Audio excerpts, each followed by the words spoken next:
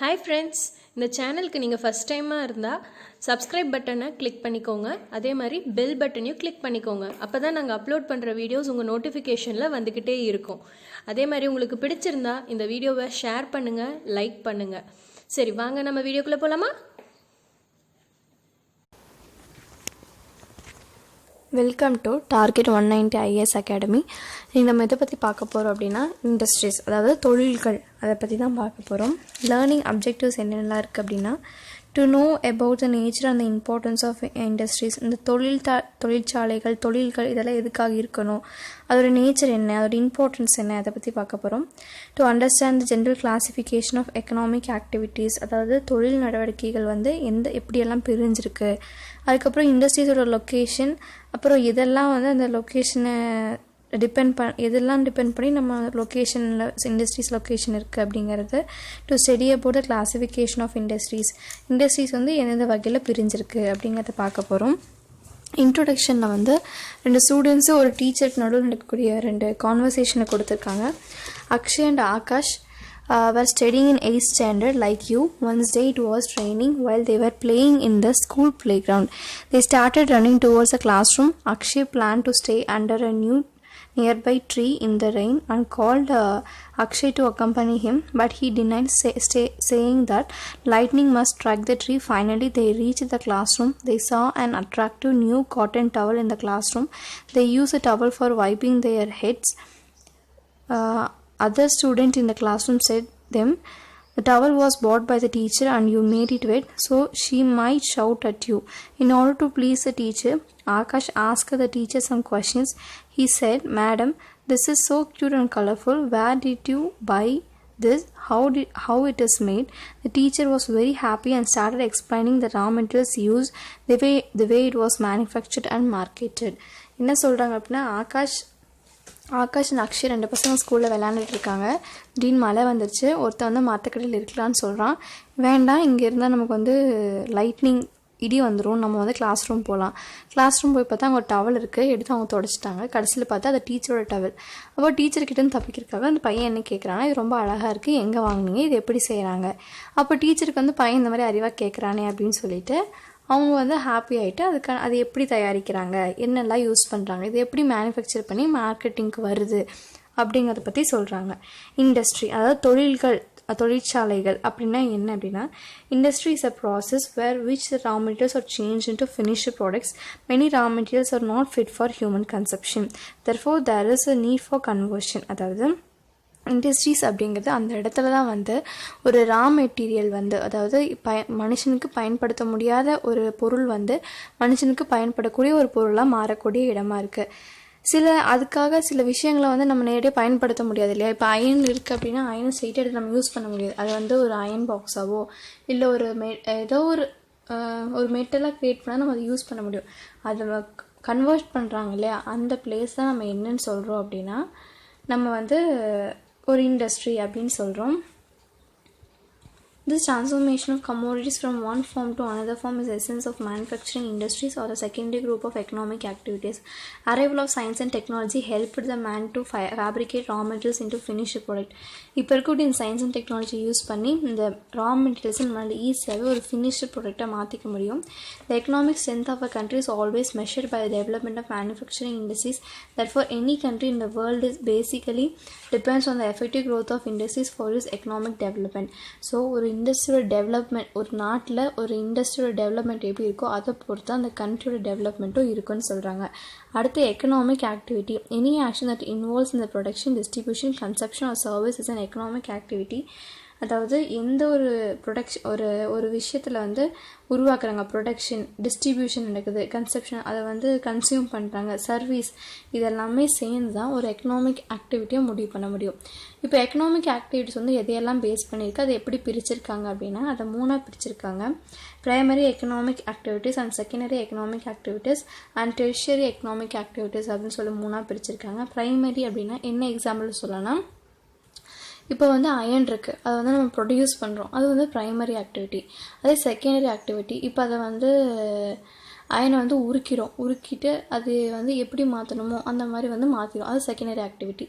Third நம்ம அதை distribute பண்ணுறோம், மக்களுக்கு கொண்டு போகிறோம், சர்வீஸ் மார்க்கெட்டிங் பண்ணுறோம் இல்லையா, அது வந்து டெர்ஷரி எக்கனாமிக் ஆக்டிவிட்டி அப்படின்னு சொல்லலாம். இந்த டெர்ஷரி எக்கனாமிக் ஆக்டிவிட்டி தான் வந்து ரெண்டாக பிரிக்கிறாங்க. என்னென்ன பிரிக்கிறாங்க அப்படின்னா குவாட்டர்னரி அண்ட் குவைனரி அப்படின்னு சொல்லி 2 ஆக்டிவிட்டீஸாக பிரிச்சிருக்காங்க.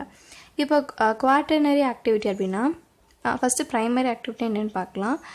Primary economic activity, these are the economic activities which have been originated. It is very beginning. It includes activities such as forestry, grazing, hunting, food gathering, fishing, agriculture, mining and quarrying. அதாவது primary activity நம்ம எதை சொல்கிறோம் அப்படின்னா விவசாயம் பண்ணுறது, ஆடு மாடு மேய்க்கிறது, காட்டு வேலை செய்கிறது, அது எல்லாமே ப்ரைமரி ஆக்டிவிட்டியில் வரும். இதெல்லாம் ஃபஸ்ட்லேருந்தே இருக்குது. செகண்டரி ஆக்டிவிட்டி அப்படிங்கிறது secondary activities are those that change raw materials into usable products through processing and manufacturing, bakeries that make flour into bread, and factories that change metals and plastics into vehicles are examples of secondary activity. Secondary activityல வந்து என்ன இருக்கும் அப்படின்னா அந்த raw material வந்து ஒரு ஃபினிஷபிள் ப்ராடக்டாக மாறி இருக்கும் பை மேனுஃபேக்சரிங் இல்லைனா ப்ரொடக்ஷனால். என்னென்னா இப்போ வந்து ஒரு மாவு சின்ன கடையில் வந்து மாவு தயாரித்து வச்சுட்டாங்க. மாவு தயாரித்து வச்சா போதுமா, அந்த ரா மெட்டீரியலை வந்து ஒரு ப்ரெட்டாக மாற்றுறாங்க, அதுதான் பேக்கரி. அதுதான் வந்து செகண்டரி ஆக்டிவிட்டின்னு சொல்கிறாங்க. தேர்டு வந்துட்டு tertiary economic activity. Tertiary economic activity எதை சொல்கிறாங்க அப்படின்னா சர்வீஸும் அதுலேருந்து கிடைக்கக்கூடிய ஃபினான்ஸ், யூட்டிலிட்டிஸ், எஜுகேஷன் எல்லாமே, அதாவது ஒரு சர்வீஸ் அதாவது இண்டஸ்ட்ரி ஃபார்ம் ஆகிறதுக்கு ஒரு மிகப்பெரிய சப்போர்ட்டே வந்து டெர்ஷரி எக்கனாமிக் ஆக்டிவிட்டிஸ் தான். ஏன்னா இப்போ ஒரு இண்டஸ்ட்ரி வந்து சக்ஸஸ்ஃபுல்லாக போகணும் அப்படின்னா அந்த கூட்ஸ்லேருந்து கிடைக்கக்கூடிய காசு நம்ம ஃபஸ்ட்டு ஒரு 50 ரூபாய்க்கு போட்டுக்கோ, நமக்கு 100 ரூபா கிடைச்சா தான் அடுத்து நம்ம வந்து என்ன பண்ண முடியும், கேபிட்டலாக இன்வெஸ்ட் பண்ணி அந்த கம்பெனி நடத்த முடியும். அப்போ அந்த டெர்ஷரி எக்கனாமிக் ஆக்டிவிட்டி வந்து கரெக்டாக இருந்தால் தான் நம்ம என்ன பண்ண முடியும், கம்பெனியை ரன் பண்ண முடியும். இப்போ இந்த டெர்ஷரி ஆக்டிவிட்டி வந்து 2ஆக பிரிக்கிறாங்க. என்னவா பிரிக்கிறாங்க அப்படின்னா குவாட்டர்னரியும் குவைனரி எக்கனாமிக் ஆக்டிவிட்டி அப்படின்னு சொல்லிட்டு 2ஆக பிரிச்சிருக்காங்க. குவாட்டர்னரி எக்கனாமிக் ஆக்டிவிட்டி அப்படிங்கிறது வித் கிரியேஷன் அந்த ட்ரான்ஸ்ஃபர் ஆஃப் இன்ஃபர்மேஷன், இதை வந்து ஒரு இன்ஃபர்மேஷன் இண்டஸ்ட்ரி அப்படின்னு சொல்லலாம். ஏன் அப்படி சொல்கிறாங்க அப்படின்னா இதுக்கு எக்ஸாம்பிளாக என்ன சொல்கிறாங்கன்னா நம்ம இப்போ வந்து டெலிவிஷன் பார்க்குறோம், அதை வந்து செஞ்சு கொண்டு வந்து வச்சாச்சு, இப்போ நம்ம வந்து யூஸ் பண்ணுவோம் இல்லையா. இப்போ என்ன பண்ணுறாங்கன்னா டெலிவிஷன் ஸ்டேஷன்ஸ் வந்து நமக்கு டேரெக்டாக டெலிகாஸ்ட் ஆகுது. அப்போது இங்கே வந்து என்ன ஆகுதுன்னா இன்ஃபர்மேஷன் ஷேர் ஆகுது. அப்போது இது வந்து குவாட்டர்னரி எக்கனாமிக் ஆக்டிவிட்டி அப்படின்னு சொல்லலாம். Do you know service sector is one of the largest sectors of India. Currently this sector is a backbone of Indian economy and contributing around 53% of the Indian gross domestic product. அதாவது service இந்த last இருக்குல்ல service tertiary economic ஆக்டிவிட்டிங்கிறது வந்து இருக்குது இந்த 3 செக்டாரில் ரொம்ப மிகப்பெரிய sector. இதுதான் வந்து இந்தியன் கிராஸ் டொமஸ்டிக் ப்ராடக்ட் இருக்குது, அதாவது இந்தியாவோட பங்கு சதவீதம்னு சொல்லுவாங்க. அதில் வந்து 53% வந்து இதுதான் இருக்குது அப்படின்னு சொல்கிறாங்க. Quinary economic activities refers to the high level decision making process by the executives in industry. அதாவது குவைனரி அப்படிங்கிறது இப்போ இந்த ஹெச்ஆர் போஸ்டிங்லாம் இருக்காங்களா, அவங்க எடுக்கக்கூடிய முடிவு, அந்த முடிவுனால தான் வந்து அந்த கம்பெனி ரன் ஆகுது. அது ஒரு ஆக்டிவிட்டி இல்லையா, அதை தான் குவைனரி ஆக்டிவிட்டி அப்படின்னு சொல்கிறோம். இதுக்கு எக்ஸாம்பிள் என்ன சொல்கிறோம், இப்போ வீட்டில் வந்து அம்மா அப்பா இருக்காங்க அப்படின்னா வீட்டில் என்ன பொருள் வாங்கலாம், அது எவ்வளோக்கு வாங்கலாம் அப்படிங்கிற மாதிரி முடிவுகளை அவங்க எடுப்பாங்க. அந்த மாதிரி கம்பெனியில் எடுக்கிறாங்கல்ல, அதுதான் வந்து குவைனரி எக்கனாமிக் ஆக்டிவிட்டி. எப்படி பண்ணால் நமக்கு வந்துட்டு ஃபண்டு ரைஸ் ஆகும், நிறைய எப்படி இன்வெஸ்ட்மெண்ட் கம்பெனி நிறைய ப்ரொடக்ஷனை உருவாக்கலாம் அப்படிங்கிறது எல்லாமே இந்த குவைனரி ஆக்டிவிட்டி கீழே வந்துடும். அடுத்து factories responsible for location of industries. இப்போ என்னென்ன ஃபேக்டர்ஸ்னால வந்து இந்த இண்டஸ்ட்ரியோட லொக்கேஷன் வந்து இருக்குது, எதையெல்லாம் டிபெண்ட் பண்ணி இருக்குது அப்படின்னு சொல்கிறாங்க. ஃபர்ஸ்ட் ஒன் பார்த்திங்கன்னா industrial locations are complex in nature. அதாவது இந்த இண்டஸ்ட்ரியோட லொக்கேஷன் இருக்குது இல்லையா, அதை முடிவு பண்ணுறது ரொம்ப காம்ப்ளெக்ஸான ஒரு விஷயம். ஏன் அப்படின்னா அது வந்து நிறைய விஷயம் இருக்குது. ஒரு இண்டஸ்ட்ரி வந்து சாதாரண இடத்துல வந்து கட்ட முடியாது, அதுக்கு நிறைய விஷயங்களை பார்ப்பாங்க. என்னென்னா ஃபஸ்ட்டு ரா மெட்டீரியல், என்ன கம்பெனி ரா மெட்டீரியல் ஈஸியாக கிடைக்குமான்னு பார்க்கணும். Land, water, labour, capital, power, transport and market, இது எல்லாமே அங்கே அவைலபிலிட்டியாக இருக்கான்னு பார்க்கணும். ஒரு பொருள் நம்ம செஞ்சோன்னா அது விற்கிறதுக்கு அங்கே ஈஸியாக இருக்கான்னு பார்க்கணும். The locational factors of industries, இப்போ இதை வந்து 2ஆக பிரிக்கிறாங்க. ஒன்று வந்து ஜியோகிராஃபிக்கல் ஃபேக்டர் அப்படின்னு சொல்லி ஒன்றும், இன்னும் வந்து நான் ஜியோகிராஃபிக்கல் ஃபேக்டர் அப்படின்னு சொல்கிறாங்க. ஜியோகிராஃபிக்கல் ஃபேக்டரில் என்னென்னலாம் இருக்குது அப்படின்னு பார்த்தீங்கன்னா raw material, power, labor, transport, storage and warehousing, topography, climate, water resource. இதெல்லாமே வந்து ஜியோகிராஃபிக்கல் ஃபேக்டர். இதெல்லாமே வந்து இயற்கை, ஓகேவா, இயற்கை டிபெண்ட் பண்ணியிருக்க மாதிரி இருக்கும். ரா மெட்டீரியல் அப்படிங்கிறது பார்த்திங்கன்னா bulky goods and weight losing material cannot be transported for long distance. therefore industries like iron and steel and sugar industries are located near the place of availability of iron ore and sugar cane respectively. அதாவது இப்போ ரொம்ப வெயிட்டான goods எல்லாம் இருக்குது, like இந்த iron அதெல்லாம் பார்த்திங்கன்னா ஒரு ஊர்லேருந்து இப்போது நான் இப்போ வந்து டெல்லியில் வந்து அயன் இருக்குது, அது வந்து தமிழ்நாட்டில் கம்பெனி வச்சுருக்காங்க, அங்கேருந்து அவங்க டிரான்ஸ்போர்ட் பண்ணி கொண்டு வரதுக்கே அவங்களுக்கு நிறையா ரொம்ப லாஸ் ஆகிடும். அப்போது இப்போ எங்கே ஸ்டீல் அயன் அதிகமாக இருக்கோ அங்கே பக்கத்தில் நம்ம இண்டஸ்ட்ரி வச்சிட்டோம்னா அது ரொம்ப நம்ம டிரான்ஸ்போர்ட் பண்ண தேவையில்லை. இப்போ அதனால் என்ன ஆகும், நமக்கு இன்வெஸ்ட்மெண்ட் கம்மியாகிட்டு நமக்கு நிறையா லாபம் கிடைக்கும். அது எப்படி சொல்கிறாங்க, எக்ஸாம்பிளாக என்ன சொல்கிறாங்கன்னா, இப்போ சேலமில் வந்து ஸ்டீல் பிளான்ட் இருக்குது. ஏன் அங்கே அதை வச்சுருக்காங்க அப்படிங்கிறதுனா, கஞ்சமலை அப்படிங்கிற அந்த மலை கீழே அயன் ஓர் வந்து நிறைய கிடைக்குது. அப்போ நம்ம அங்கே பக்கத்துலேயே வந்து நம்ம ஸ்டீல் பிளான்ட் இருக்கனால நமக்கு அந்த ரொம்ப ஈஸியாக இருக்குது. அப்போ இது லொக்கேஷனுக்கு இதெல்லாம் முக்கியம் அப்படின்னு சொல்கிறாங்க. சுகர் இண்டஸ்ட்ரீஸும் அப்படி தான், எங்கே சுகர் கேன் அதிகமாக விளையுதோ அங்கே தான் வந்து சுகர் இண்டஸ்ட்ரீஸ் வச்சுருப்பாங்க. பவர் அப்படிங்கிறது, power is a base and essential to run the entire industry. Power is mostly generated from the conventional sources like coal, mineral, oil and water. So any one of these sources must be located near the industry to fulfill its power requirement. அதாவது power அப்படிங்கிறது, ஒரு company வந்து இயங்கணும்னா current இல்லாமல் அந்த கம்பெனியில் ஒன்றுமே பண்ண முடியாது. அப்போ என்ன பண்ணுவாங்க அப்படின்னா, எங்கே பவர் பிளான்ட்லாம் எங்கே இருக்கோ அதுக்கு பக்கத்தில் வந்து நம்ம கம்பெனி வச்சிட்டோம் அப்படின்னா நமக்கு வந்து அது ரொம்ப ஈஸியாக இருக்கும். இப்போ வந்து நீங்கள் வந்து ஒரு கிராமத்துக்குள்ளே கொண்டு போய் ஒரு கம்பெனி வச்சிடுறீங்க, ஆனால் அங்கே அந்த கிராமத்துக்கு கரண்ட்டு வந்துட்டு ஒரு லைனில் தான் வருது. ஆனால் அந்த லைனுக்கு கரண்ட்டு வந்து நம்ம கம்பெனிக்கு பத்தாது. நம்ம கம்பெனியில் வந்து நிறைய கரண்ட்டு யூஸ் பண்ணுவோம். அப்போது வந்து என்ன ஆகும்னா கரண்ட் வந்து லேக் ஆகும். அப்போது அதுக்குன்னு தனியாக செலவு பண்ணணும். அதுக்கு பதிலாக நம்ம இண்டஸ்ட்ரியே வந்து ஒரு நல்ல கரண்ட் இருக்கிற பிளேஸில் வச்சிட்டோம் அப்படின்னா நமக்கு கரண்ட்டு இந்த டிரான்ஸ்போர்ட் சார்ஜ் கம்மியாயிடும். லேபர் அப்படிங்கிறது, availability of cheap and skilled labour is another important requirement for labour intensive industries. அதாவது இப்போ டீ இண்டஸ்ட்ரியில் எடுத்துட்டிங்க அப்படின்னா அங்கே வந்து லேபர் இல்லாமல் ஒன்றுமே பண்ண முடியாது. ஆனால் சில கம்பெனியில் மெஷின்ஸை வச்சு ஓட்டிக்குவாங்க, லேபர்ஸ் ரொம்ப கம்மியாக தான் இருப்பாங்க. ஆனால் இந்த மாதிரி இண்டஸ்ட்ரீஸ்லாம் டீ தலை பொரிக்கணும், அப்போ நிறைய லேபர் தேவைப்படுவாங்க. அப்போது எங்கே அதிகமான மக்கள் இருக்காங்களோ அந்த இடத்துல நமக்கு இண்டஸ்ட்ரி இருந்துச்சுன்னா நமக்கு ரொம்ப யூஸ்ஃபுல்லாக இருக்கும் அப்படின்னு சொல்கிறாங்க. டிரான்ஸ்போர்ட் அப்படிங்கிறது, it is needed for transporting raw materials to the industries and also for sending the finished product to the market. Availability of easy transportation always influences the location of an industry. So the junction points of waterways, roadways and railways become active centers of industrial activity. அதாவது transport raw material கொண்டு வரதுக்கும் finished ப்ராடக்ட்ஸை கொண்டு போகிறதுக்கும் ரொம்ப ஒரு ஈஸியான ஒரு பிளேஸாக இருந்துச்சுன்னா ரொம்ப நல்லாயிருக்கும் இண்டஸ்ட்ரி வைக்கிறதுக்கு. அது அந்த transport. Storage and warehouse அப்படிங்கிறது, finished good should reach a market at the end of the process of manufacturing. Hence the finished product should be stored suitable storage or warehouse till the goods are taken to the market. இப்போ நம்ம எல்லாமே செஞ்சு வச்சிட்டோம், இங்கேருந்து நம்ம வந்து கொண்டு போய் விற்கணும் இன்னொரு இடத்துக்கு, ஒரு நாள் விற்க ஒரு நாள் விற்க, அதையெல்லாம் ஸ்டோர் பண்ணி வைக்கிறதுக்கு ஒரு நல்ல ஸ்டோரேஜான பிளேஸாக இருக்கணும் அப்படின்னு சொல்கிறாங்க. அடுத்து topography, the site that is selected for the establishment of an industry must be flat so it can be well served by different modes of transport. இப்போ டோப்போகிராஃபி அப்படிங்கிறது, நீங்கள் ஒரு இண்டஸ்ட்ரியை கொண்டு போய் ஹில்ஸில் வச்சிட்டீங்க அப்போனா அங்கே என்ன ஆகும்னா நம்ம டிரான்ஸ்போர்ட் ரொம்ப கஷ்டமாக இருக்கும். ஆனால் பிளெயின்ஸில் இருக்குது, சாதாரண ரோட்டில் தான் இருக்குது அப்படிங்கிறப்போ நமக்கு டிரான்ஸ்போர்ட் வந்து ரொம்ப ஈஸியாக பண்ணிக்கலாம். கிளைமேட் அப்படிங்கிறது, climate of the area selected for an industry is also one of the important factors of location of industries. Extreme climate conditions not suitable for successful industrial growth. Moreover, there are certain industries which require a specific climate. Example, cool, humid climate is an ideal for cotton textile industry, as Coimbatore and Tirupur have such type of climate. Many cotton textile industries are located in this zone. அதாவது climate அப்படிங்கிறது பார்த்திங்கன்னா ஒரு இண்டஸ்ட்ரிக்கு ரொம்ப முக்கியமானது.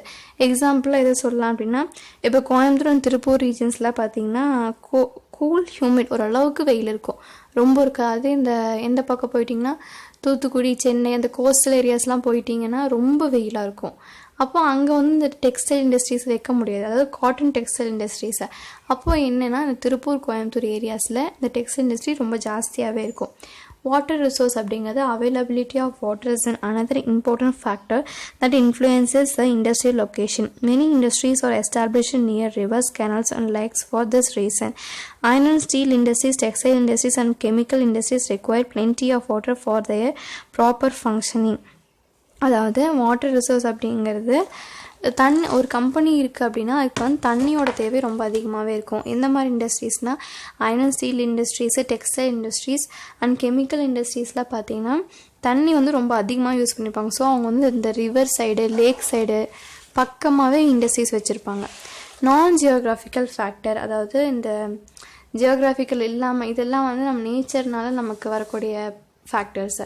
நான் geographic அப்படின்னா நம்ம சட்டத்திட்டங்கள் படி என்னென்ன ஃபேக்டர்ஸ்னால நம்ம வந்து நம்ம கம்பெனி வைக்கிறதுக்கு லொக்கேஷன் வந்து இருக்குது அப்படின்னு பார்க்கலாம். கேபிட்டல் அப்படிங்கிறது பார்த்திங்கன்னா கேபிட்டல் ஒரு huge investment is needed for the establishment of industries without which no industry can be establish. அதாவது இது வரைக்கும் ஒரு ஊரில் வந்து எந்த இண்டஸ்ட்ரியுமே இல்லை. இப்போ நம்ம தான் அங்கே புதுசாக ஒரு இண்டஸ்ட்ரி ஃபஸ்ட்டு நம்ம தான் அந்த ஊரில் இண்டஸ்ட்ரி வைக்கிறோம் அப்படின்னா நமக்கு வந்து அதிகமான செலவு இருக்கும். எப்படின்னா அதான் ஒரு கிராமம் இருக்குன்னா அந்த கிராமத்துக்கு ஒரு இண்டஸ்ட்ரியே, ஒரு தொழிற்சாலையே கிடையாது. நம்ம தான் ஃபஸ்ட் ஒரு இண்டஸ்ட்ரி அங்கே வைக்கிறோம் அப்படின்னா கரண்ட் இருக்காது. அப்போ நம்ம உள்ள அங்கே டவுன்லேருந்து கரண்ட் எடுத்துகிட்டு வரணும். அப்போ நம்ம தான் அதுக்கு வந்து கரண்ட் கட்டணும். தண்ணி இருக்காது. ஸோ தண்ணிக்கு நம்ம தான் போர் அந்த மாதிரி நிறைய விஷயம் இருக்குது. அதனால் கேபிட்டல் இன்வெஸ்ட்மெண்ட் ரொம்ப அதிகமாகும்னு சொல்கிறாங்க. அவைலபிலிட்டி ஆஃப் லோன்ஸ், அப்போ என்ன ஆகுனா in most case it is not possible to start and industry. அதாவது நம்மக்கிட்டே ரொம்ப அதிகமான காசு இருக்காது, ஸ்டார்டிங்கில் காசு போட்டிருக்கு. அப்போ நம்ம என்ன பண்ணுவோம்னா லோன் வாங்குவோம். இதெல்லாமே ஒரு ஃபேக்டர் அப்படின்னு சொல்கிறாங்க. அப்போ அவங்க லோன் சாதாரணமாக கொடுக்க மாட்டாங்க. நம்ம என்ன இண்டஸ்ட்ரி ஆரம்பிக்கிறோம், அது எப்படி கிடைக்கும், அவுட்புட் என்ன, அதெல்லாமே பார்ப்பாங்க. அடுத்து கவர்மெண்ட் பாலிசிஸ் அண்ட் ரெகுலேஷன்ஸ் அப்படிங்கிறப்போ government policies R another important factor that influences industrial location. The government sets a restriction in the allocation of land for industries in order to reduce regional disparities, to control extensive pollution and to avoid the extensive clustering of industries in big cities. So the policies also affect the industrial location. அதாவது government பாலிசியை வந்து கவர்மெண்ட்லேருந்து நிறையா restriction கொடுப்பாங்க. இந்த இடத்துல இந்த company வைக்கக்கூடாது, இங்கே கம்பெனி அப்படியே வச்சாலும் நிறைய ரெஸ்ட்ரிக்ஷன் கொடுப்பாங்க. இந்த பொல்யூஷன் வந்து இந்த லெவலில் தான் வெளியாகணும், இது மாதிரி பொல்யூஷன் போனால் நாங்கள் கம்பெனிக்கு சீல் வச்சுருவோம், அந்த மாதிரி நிறைய பண்ணுவாங்க. அதனாலேயே வந்து சில கம்பெனிஸ் வந்து சில இடத்துல வைக்க மாட்டாங்க. அதனால இந்த காரணங்கள்னால இண்டஸ்ட்ரியோட லொக்கேஷன் வந்து எப்படி பாதிக்கப்படுது, எப்படி வைக்கிறாங்க அப்படிங்கிறத சொல்லலாம். அடுத்து கிளாசிஃபிகேஷன் ஆஃப் இண்டஸ்ட்ரீஸை எப்படிலாம் பிரிச்சிருக்காங்க அப்படின்னா on the base of raw மெட்டீரியல்ஸை யூஸ் பண்ணிவிட்டு நம்ம வந்து பிரிச்சிருக்காங்க. எப்படின்னா அக்ரோ பேஸ்ட் இண்டஸ்ட்ரீஸ்னும், mineral based industries, marine based industries and forest based industries அப்படின்னு சொல்லி அதோட ரா மெட்டீரியல்ஸை வச்சு பிரிச்சிருக்காங்க. அதுக்கப்புறம் அந்த பேஸ் ஆஃப் சைஸ் இருக்கு இல்லையா, சைஸை வச்சு பிரிச்சிருக்காங்க அப்படின்னா large scale industry, small scale industry.